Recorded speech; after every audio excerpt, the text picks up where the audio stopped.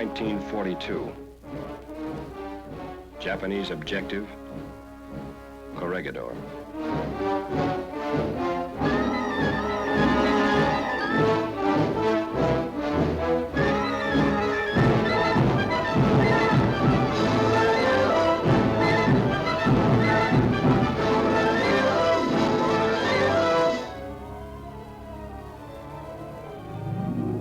A president's order to leave.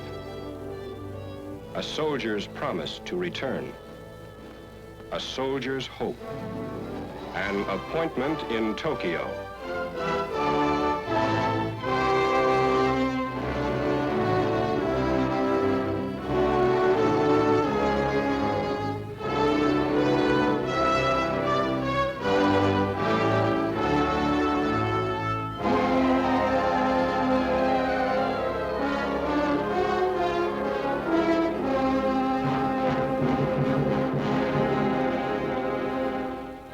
May 5th, 1942. The enemy lands on Corregidor. General Jonathan Wainwright, defender of the Rock.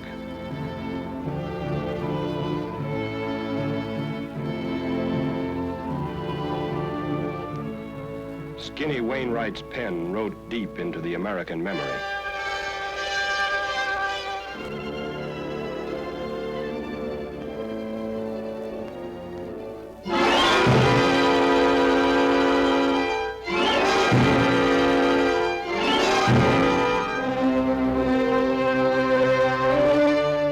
Mariveles on Bataan, the Death March.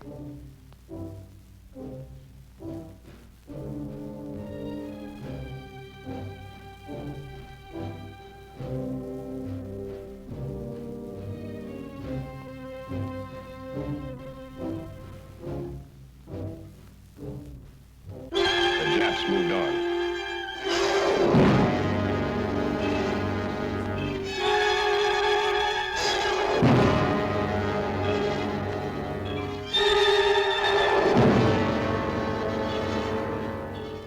Until Australia itself lay open to invasion.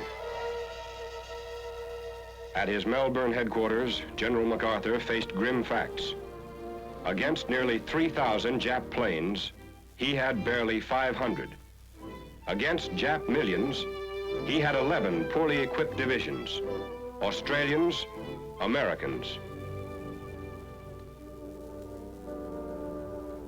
Against him were thousands of miles of Jap-infested islands and Jap-controlled seas. Against him was time and space and power and preparation.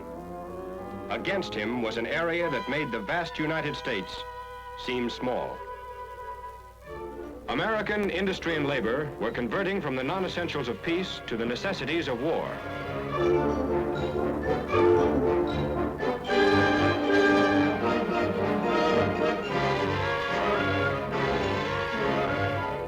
Conversion was slow, and the European theater had first call. There was little to spare for the Pacific, little to travel 10,000 miles from factory to foxhole. The longest supply line in the world, a supply line won and secured by naval victory in the Coral Sea, land victories at Guadalcanal in the Solomons.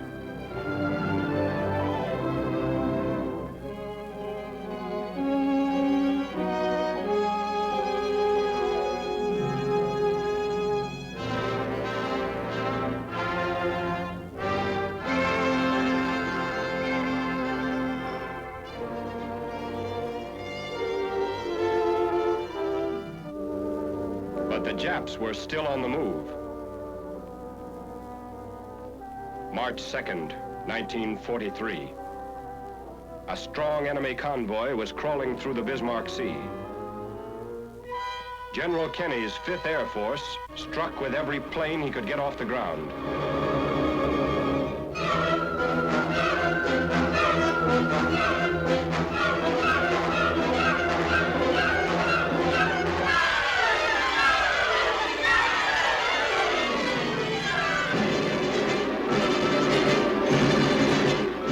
Score, 22 shattered hulks, every enemy ship.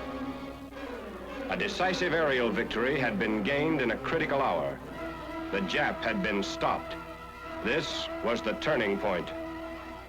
The job of fighting back to the Philippines and beyond to Japan required the closest teamwork of sea, land, and air forces. This brought together Douglas MacArthur and Chester Nimitz.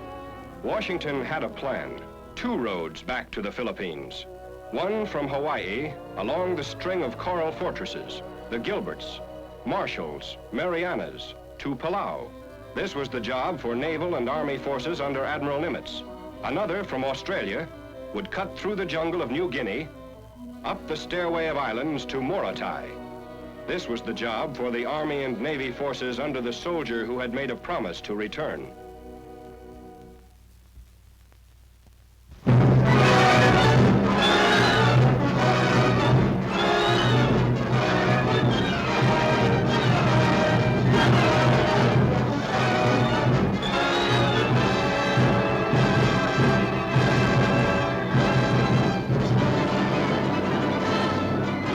First, the air arm reached ahead.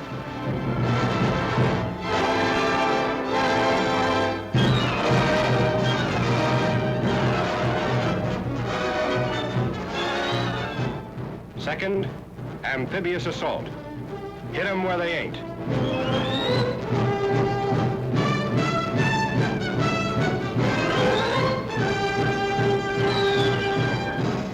Up from Australia and across jungle-clad New Guinea. We learned amphibious warfare and used the sea lanes for surprise until we had cut off Jap-packed Rabaul and stood on the Admiralties. By now, the Japs were dug in and ready at Wewak. So we surprised Hollandia. Wewak bypassed.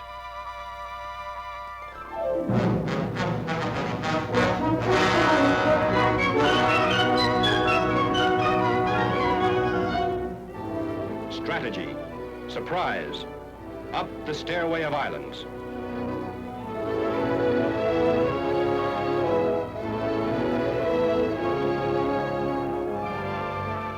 Morotai.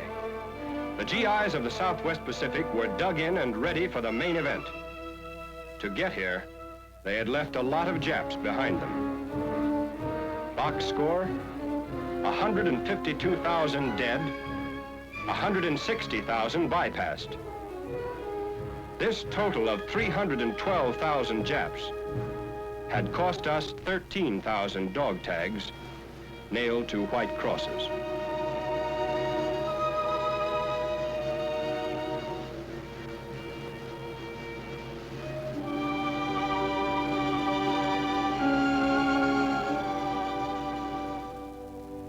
Meantime, the forces commanded by Admiral Nimitz in Hawaii faced a different kind of war. There were no places to hit 'em where they ain't. Every coral atoll we invaded would have to be taken Jap by Jap.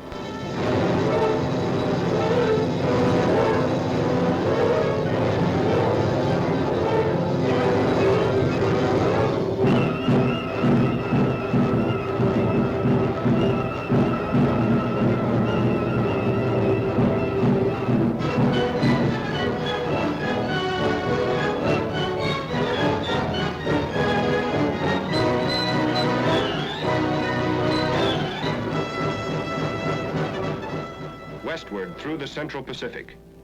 New names in American history. Tarawa in the Gilberts. Kwajalein in the Marshalls. Saipan and Guam in the Marianas. Palau. Palau and Morotai. We had bridged the Pacific.